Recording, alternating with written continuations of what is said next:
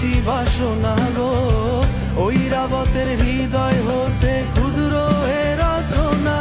আমি কি করিব, কোথায় যাব, কোন সাধনে পাবো গো, আরেকটি বার তোমারই দর্শন,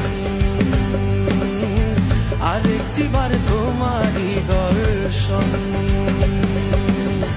কোন বাঁধনে বাঁধি আমি, কেমনে তোমায় রাখি গো,